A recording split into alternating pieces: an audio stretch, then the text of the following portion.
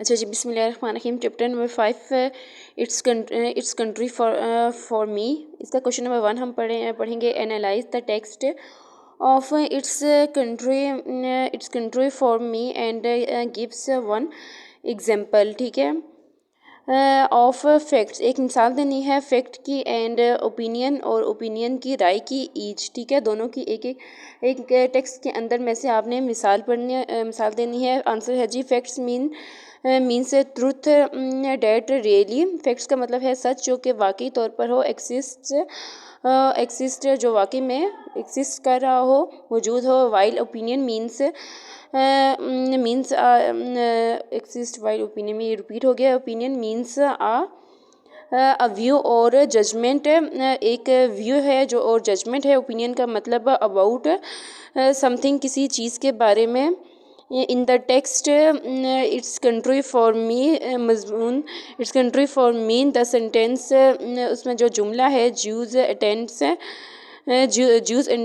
Public school in schools Mount Jules, public school Mount में attend करता है। Is an example of fact, ये fact यानी हकीकत की एक मिसाल है। Because the place Scales Mount really exist है, क्योंकि जो जगह है स्केल माउंट से ये वाकई ही में मौजूद है। And the sentence it is a good independent life is an example of opinion, और ये एक बहुत ही अच्छी ज़िंदगी है और आज़ाद ज़िंदगी है। ये एक राय है, ओपिनियन है। Okay,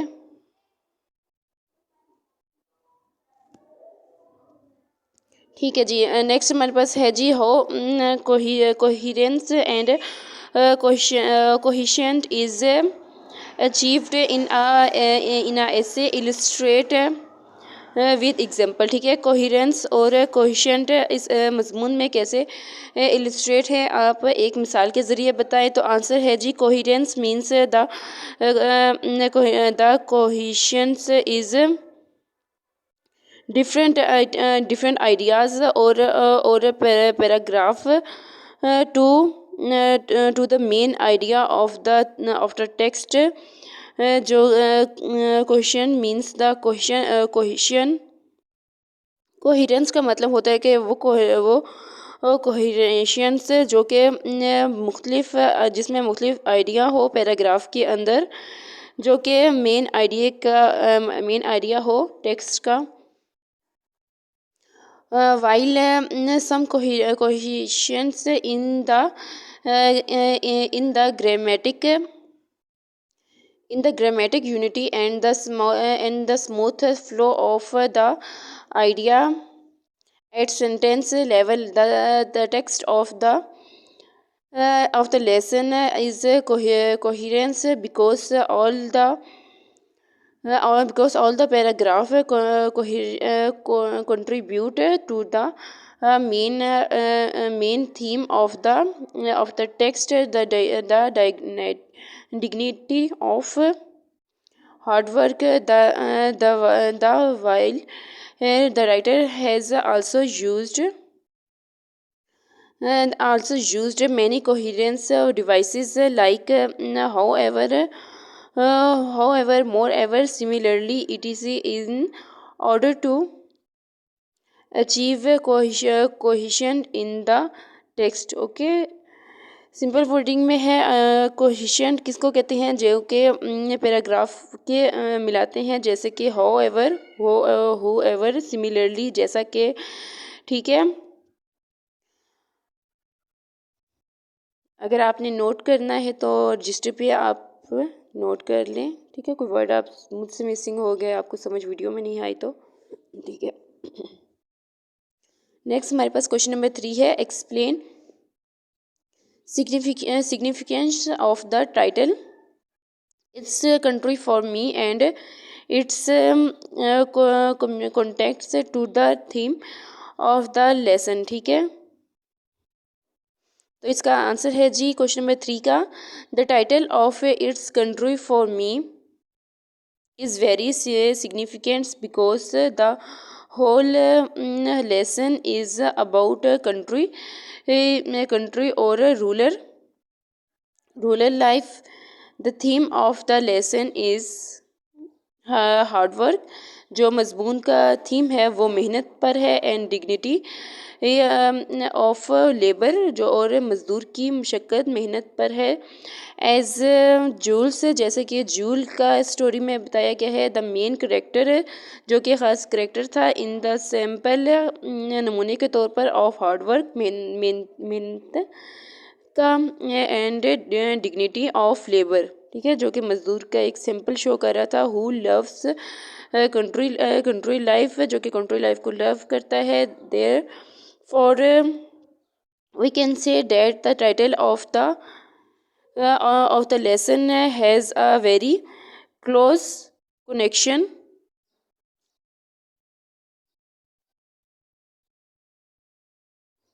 Okay, come to the next page.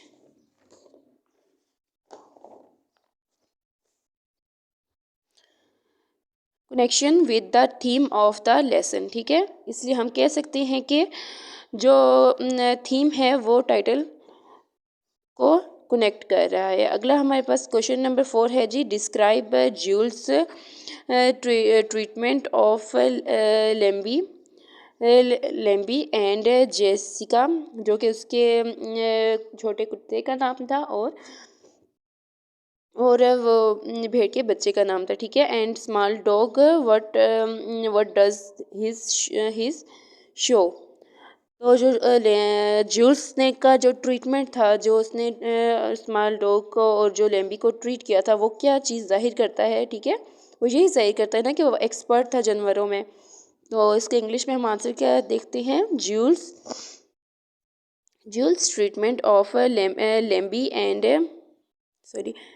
and Jessica and small dog is based on love and care, ठीक है. Jules loves Lambie and Jessica very much. Lambie जो कि भेड़ के बच्चे और डॉग का नेम था, उसको बहुत ज़्यादा लव करते हैं, very much. we feel them and care them. वो ही फीड देम, वो उनको खाना शाना खिलाता था और उनका ख्याल रखता था. Jules treatment of Lambie and Jessica, Jules का जो लेम्बी और जेसिका का ट्रीटमेंट था, शो डैट, ये जाहिर कर रहा था, he is a very expert, कि वो बहुत एक्सपर्ट है. Expert farmer who knows how to care for this animal. इसका ये इलाज करने का तरीका ये जाहिर करता है कि वो जानवरों की देखभाल में कितना एक्सपर्ट है, ठीक है.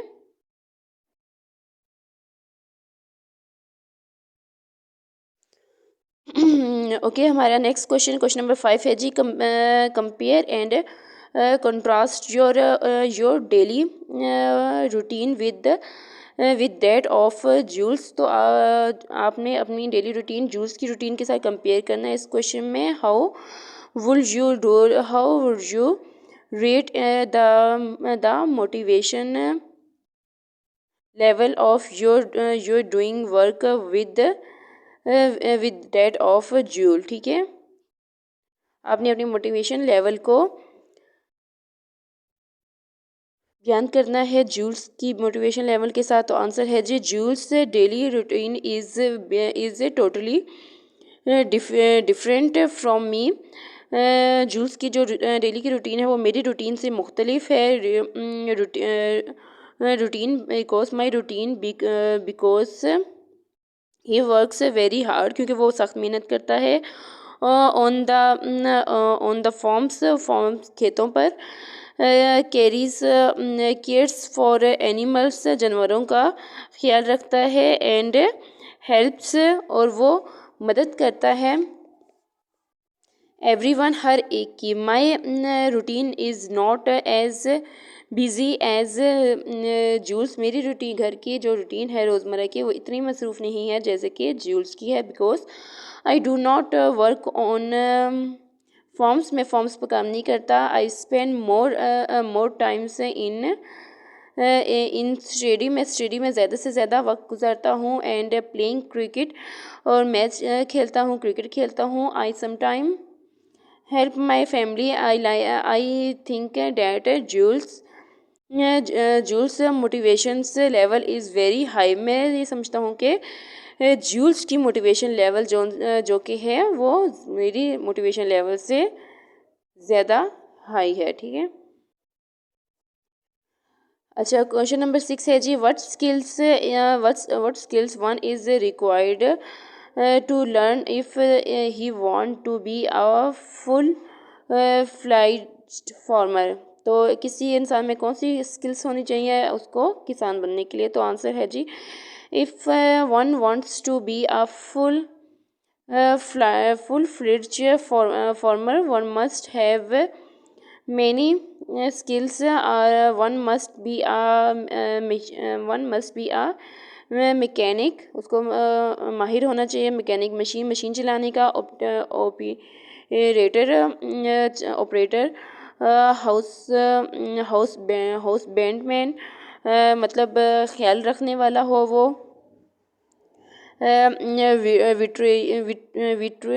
विट्रेनोरियस, इसका है जी जानवरों का डॉक्टर। ठीक है।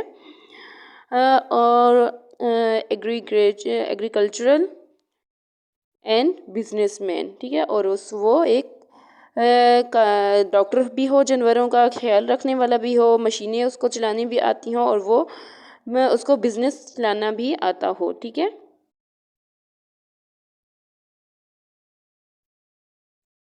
ये हमारे पास क्वेश्चन नंबर 6 कंप्लीट हुआ है। Okay, look some words if you note that question.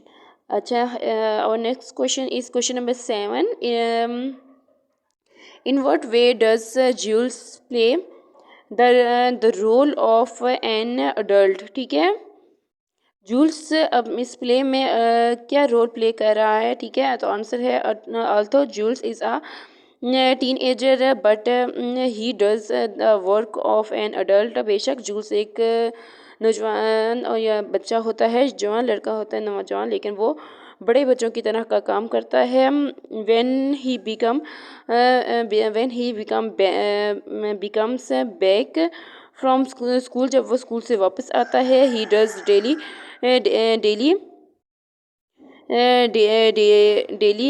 chores which are very hard, heavy and dirty.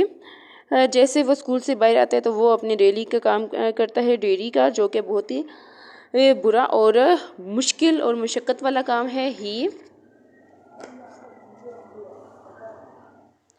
He support and help his parents like as an adult responsible man. वो अपने parents का ऐसा ख्याल रखता है जैसे कि कोई बड़ा और ज़िम्मेदार बंदा होता है। ही वर्क्स आउटडोर, वो बाहर काम करता है। फ्रॉम 8 to 15 हॉर्स, वो 8 से 15 घंटे तक घर से बाहर काम करता है आ डे, एक दिन में। सो his role in is not like less than adult man। तो इस तरह इसका रोल किसी बड़े बच्चे से कम नहीं है। ओके,